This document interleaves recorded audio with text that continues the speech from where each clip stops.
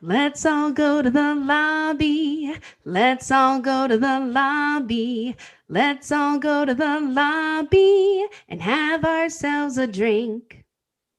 All right, and we are back in the lobby bar for the week of January the 15th, 2024. Brian and Michaela here with you. And Michaela, this week marks a monumental week for us here on the podcast. Not really for us, I guess, but monumental in terms of things that are pink, things that are fetch, things that are in a burn book, things that are Mean Girls. It's Mean Girls week here on Drink the Movies. We're going to be covering the old and the new on Patreon and on our main stream this week. And we've got a couple of tasty pink cocktails coming everyone's way.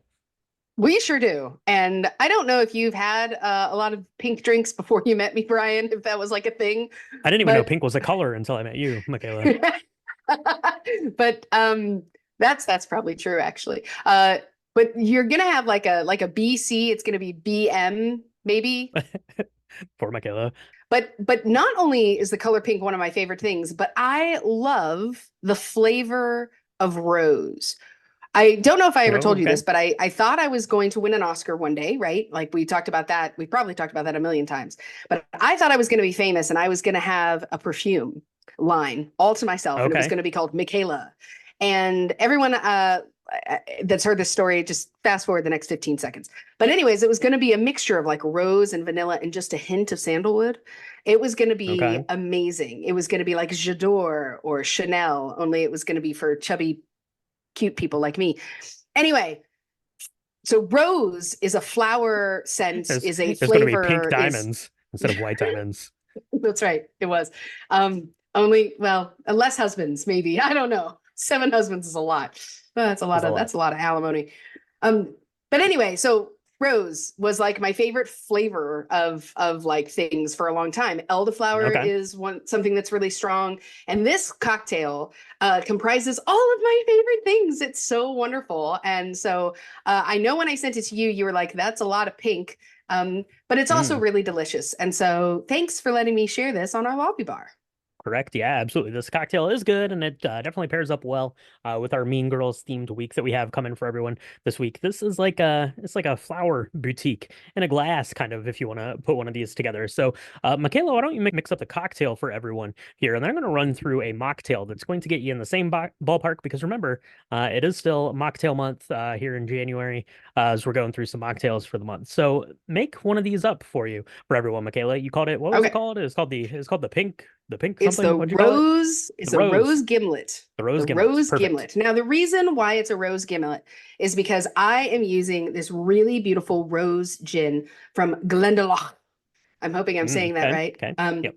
It's Sounds a right. beautiful pink color. It smells lovely. It's just a hint of rose. It really has like this floral taste to it. The gin is beautiful. Anyway, so you're going to take an ounce of that. You're going to take an ounce of pink lemonade. You can make it yourself. You can go buy it in a store. You can make it fresh, whatever you want to do.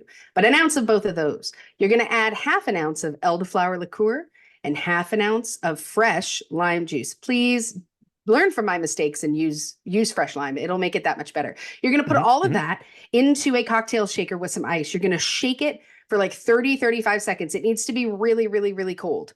Um, and then you are going to pour that strained into an already chilled martini glass. So that way it stays nice and cold.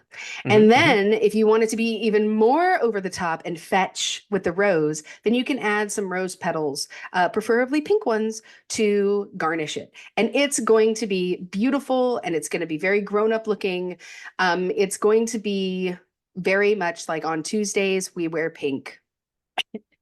And on Mondays in the lobby bar, we drink pink, apparently. Yeah, this one is a good one for sure. Definitely has that rose aromatic from that rose flavored gin. If you're having trouble finding rose flavored gin, there's a couple of like pink gins out there now if you just want to play with the aesthetics. But you could totally just make this with a regular gin or even put like a drop, like literally like a drop of rose water into it Yep, to give you that hint. Don't do more than one. one Trust me, drop. on that one drop is all you need. It's going to go a long way, a long way. So, yeah, definitely give one of those a try. And if you're going the mocktail route, you're cutting back, you want something that looks just as delicious in that same flavor profile. I found this one on lovetoknow.com, and it's going to be kind of the same riff here. So what you're going to do is you're going to take same amount there, like an ounce of your pink lemonade, 3/4 of an ounce of cranberry juice, half ounce of simple syrup, depending on how sweet your lemonade is. If you've got like that Simply pink lemonade, might need a little bit more sugar than if you buy like a cheaper pink lemonade that's more sugary. So play with that if you will.